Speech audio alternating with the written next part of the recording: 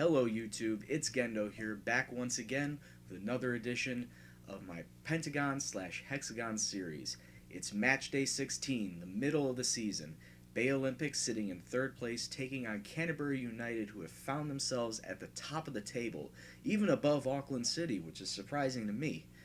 Now, side note about the league structure and how this league was set up in editor data.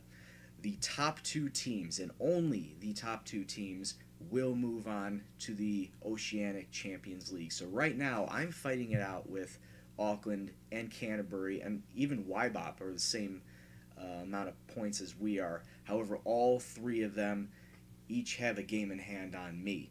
I'm one of two teams to have 15 games played. That doesn't bode well for me right now, but gotta try and make the most of it. Gotta try and win as many games as possible. That being said, let's see how we got to this point. You know how I said I didn't rate the cup in the last episode? Well, we went out and beat Southern United 4-2. All on the back of very little possession. Took 6 shots on target, made 4 of them count. That's all we needed. I keep saying, put the ball in net, the good things will happen. Magic things will happen. And it just so happened that we were able to score 4. Dale Heim, Craig Wiley, 2 goals within the first 10 minutes. Amazing, amazing strikes, especially Craig Wiley coming off a header from a corner kick. Southern got one back at the very end of the half, but Colin Gardine storming into the second half with a brace and essentially putting the game away. Dale Hyam did pick up a bruised chin. He was only out for a week. Didn't really matter that much. The next match, however, was against the same Canterbury United squad that we are facing today, and from the get-go, it was all Canterbury. Mario Hoffman netting himself a hat-trick, essentially putting the game out of reach. We did score 2 goals in 3 minutes. Caleb Rufer and Matt Kunin essentially trying to will the team back to try and get a point. Wasn't in the cards on the day. All we had to do was say, well, we'll pick it up next time. That was our second straight loss in the league, and the 4th match in a row where we did not secure a win. At this point, I was going, oh no, what are we going to do? It seemed like our skid was just going to continue, especially with Auckland City coming up. Well, guess what? We actually beat Auckland City 2-1 at home. David Brown had to get Auckland off to a strong start in the 21st minute. However, they did pick up 2 quite long-term injuries. David Brown and James Pritchard both out for 5 to 6 weeks, which weakened their squad considerably. David Brown being their top striker, James Pritchard being their top right back. And that did open up some holes in the defense for us to capitalize on. Phil Edgington equalizing the game off of a corner kick, and then Caleb Rufer one-on-one over the top with the goalkeeper, putting the game away, giving us a much-needed victory and a surprise victory against Auckland City, who were sitting in 4th place at the time. Then followed up that performance by facing Southern United again, this time shutting them out completely with a 4-0 victory. Caleb Rufer, Ken Yamamoto, Maxim Manko finally getting his name back on the scorecard after several matches off. Next up was Wybop United, and again, we did take as many chances as were given. 3-1 victory at home. Ken Yamamoto, Reese Jordan, Phil Edgington, all superb strikes within the box. Wybop getting a consolation goal within injury time. Didn't matter much. Secure 3 points. That's all we needed. Next up was the 3rd round in the cup match where we faced the recently relegated Wanderers SC. And as you would expect from a recently relegated side, we dismantled them with ease. A 4-1 victory at home. Too much to handle, even though once again we were outpossessed. Didn't have as many shots on target as we'd like. 22 shots total, 9 on target. Would have preferred that ratio to be a little better. However, I will take the 4-1 victory as we move on to the quarterfinals of the Cup, where we will be facing Lower Hutt. Lower Hutt being a 3rd division side should be able to play a rotated squad to some success. I'm not going to count all my chickens before they hatch, because as if you remember last season, I faced off against Dunedin United with the same rotated squad, and they capitalized, defeating us in the third round and knocking us out. That aside, let's go back to the league play. Our next match was against Hawke's Bay. Once again, another strong victory, adding another 3 points and moving us back up the table 2-1. Dale Hyam and Kem Yamamoto getting our 2 goals after Hawke's Bay actually started off the scoring with actually a former Bay Olympic player, Tool Y. Kennedy. But that's where the joy and the elation died down, because our next 3 matches only pulled 2 points out of. One of them should have been a full 3 points. Not against Waitakere United. Waitakere United actually dominated the entire match. As you can see here, they had 56%. We did have more shots than them, but every single time they get the ball, they'd just hold on. They'd pass back and forth just to try and find any sort of shooting lane. Colin Gardine got us off the mark first, however, within kickoff. Jack Hobson-McVeigh just ran straight through our defense and equalized. And I was left pulling my hair out over how bad the defense was and how they couldn't tackle him. And it was just a bad day overall. Should have secured 3 points, but in the end, I hoped that something from the next 2 matches would have continued our top 2, maybe even top 3 run. That wasn't to be, as the Wellington Phoenix Reserves side defeated us 3-1 at their home ground. Not really much to say about here except a new signing. Andrew Blake did get on the board for his first goal of the season. And if you take a look here, Andrew Blake actually has some pretty good stats. Signed him for £6,500. Natural fitness of 16. That was the first thing that popped out to me, is that this guy has the natural ability to develop his pace, to develop his stamina, even though it's not high up right now. I have him on a stamina regimen.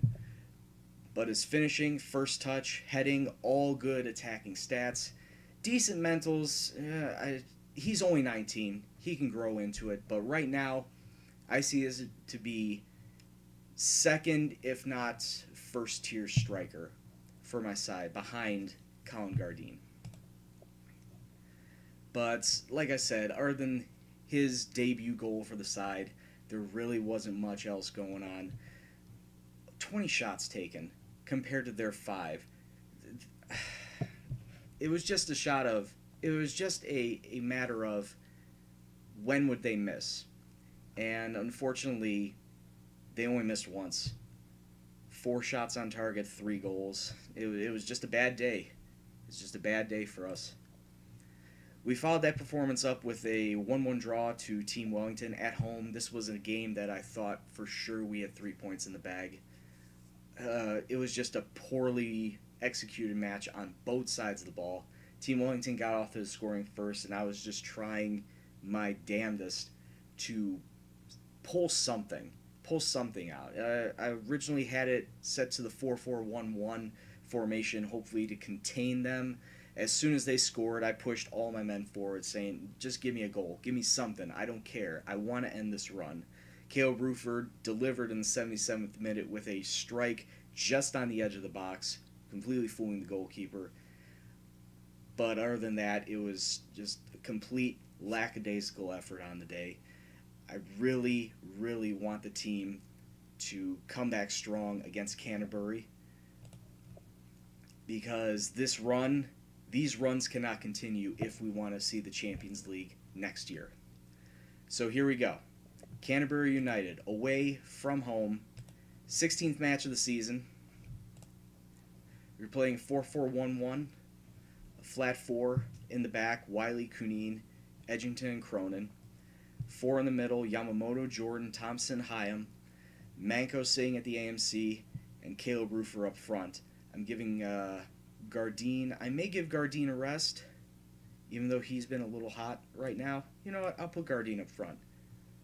And then Andrew Blake sitting back. He hasn't had the best of games lately, but everyone else will go out. So here we go. Canterbury United, Bay Olympic. Prediction is there's a draw written all over this. Well, I hope not. I really can't afford another draw at this point if I want to keep my position.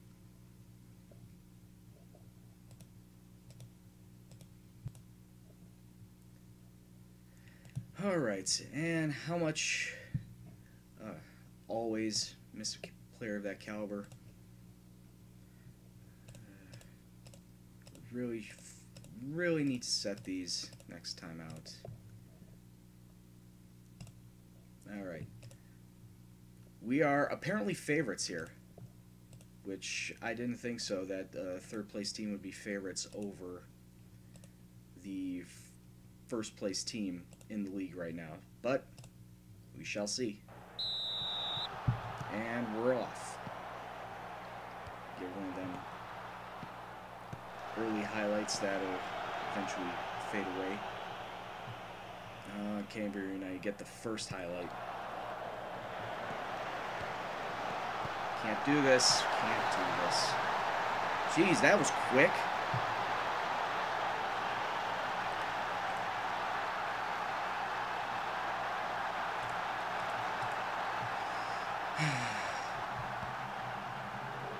What I say about last episode, where the curse of the live comm is going to come back to haunt me?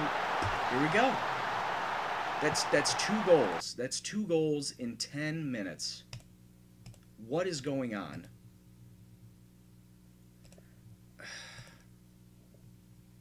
What the hell is going on here? Alright, push up. Alright, enough of this. Push everyone forward.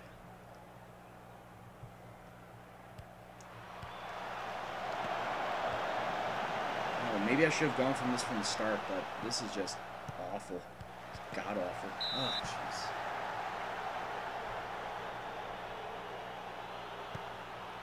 Go in. Cleared. We just need better chances. We're not making chances. Up the wing, cross in. Oof, good save by Bell. First good thing you've done all day. Corner in, header out. Another corner kick for Canterbury.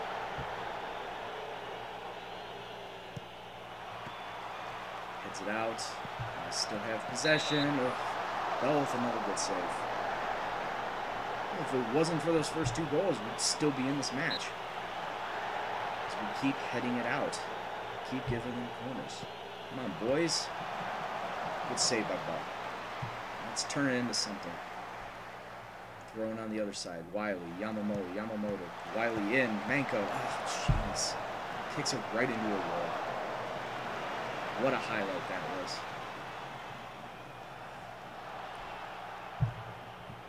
It's not for the fact that we keep missing our chances. It's the fact that they continuously put the pressure on, and we apparently can't do anything about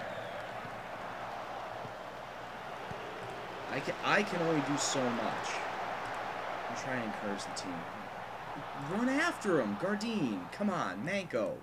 One of you two. That ball was just rolling. You should have ran after it. Now you're gonna let him score. Oh, yep, there it is.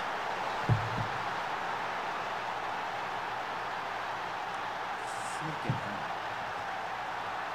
It bounced off the crossbar, and our defensive line was just looking at it. Didn't know what to do with it. It's like they've never played football before. There's another throw into Canterbury. That's 4. That's 4, and it's not even halftime. It's 4, and it's not even halftime. Can we get 1? Something. Thank you.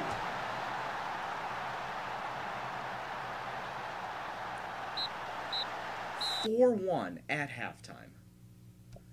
That's disgusting. It's absolutely disgusting.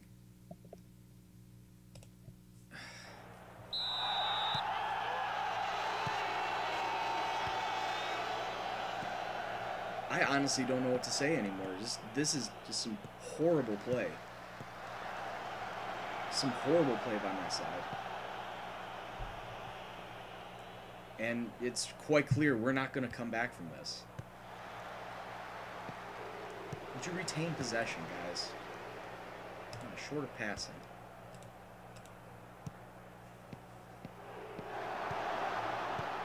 They're passing us off the pitch. Come on.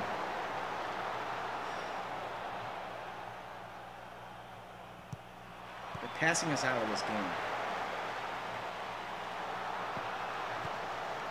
Good. Counter. Get up. Gardine on the wing. Ugh. Right away. Instant tackle. Corner for Manko. Deep. Get it in. Kunin. There you go. 4-2. Get something back. No, I'm going to throw someone in. Throw Cowan in for Phil Edgington. He hasn't been playing well. Now let's throw Andrew Blake in for Gardine, since Gardine hasn't been doing anything today. Oh, and automatically there's a highlight for Canterbury. Good block by Bell. Wiley gets it out. Ahead to Manko. Manko, take it up the wing. Do something with it. Pass it back to Reese. Oh, Jesus. Really? Nothing? And you don't even go after the ball. Oh, Jesus. Where's the defense? Where's the defensive line? 2 good blocks, though. Has there not been a sub yet? Oh, jeez.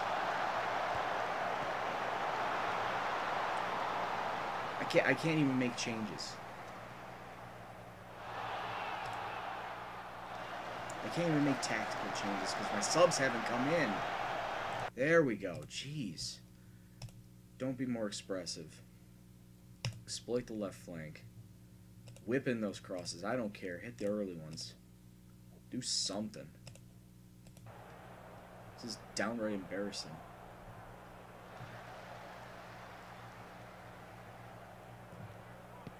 Another highlight for Canterbury. Long shot. Oh, just over the ball. Let's throw you in for Reese Jordan. Come on, guys. Push up. Here. Assertively tell them to push forward. Let's hope for something.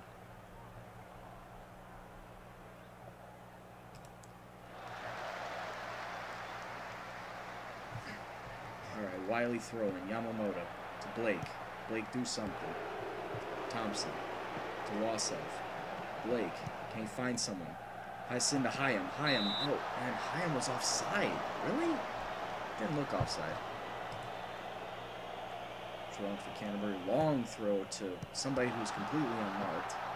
How am I not surprised at this point? Oh, and Jasper makes it 5 for Canterbury. And this match is over. This match has been over since the first half, ladies and gentlemen.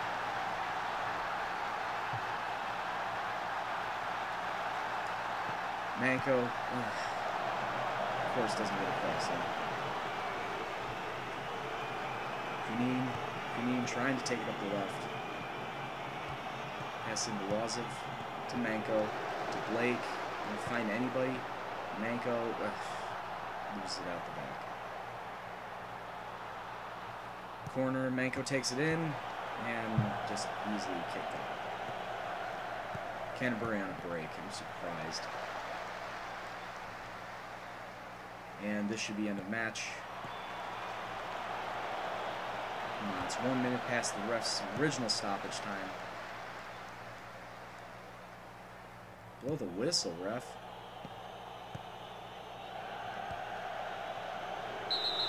Oh, let it play on. You couldn't let it go until you call a foul on us. Match still not over. 1.5 minutes past what it was originally set to.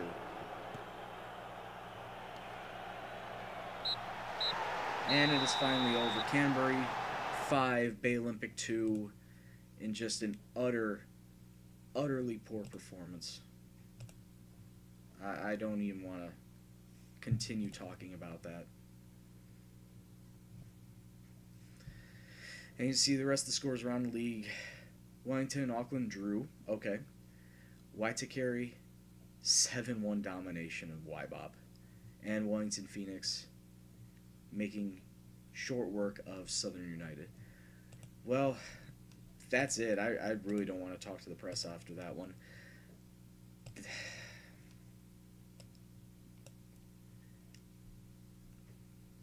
Two points in 4 matches. All right. Well, our next live com is going to be, we'll make it the start of the last one, of the last set of matches. So in 9 more matches, we'll be back with the live com, Auckland City at home. And actually, if we have made it past the quarters into the semis, if we actually make it into a cup final, I'll live com the cup final. But for now, we'll set the next date at Auckland City. Thank you very much, guys, for watching this video, as bad as it was this time around. As I said, curse of the live com. I can't win whenever I live com. If you like this video, hit the like button. If you want to be notified for any new videos that I will post, please hit the subscribe button. But until then, I will talk to you guys later. Take care. Peace out.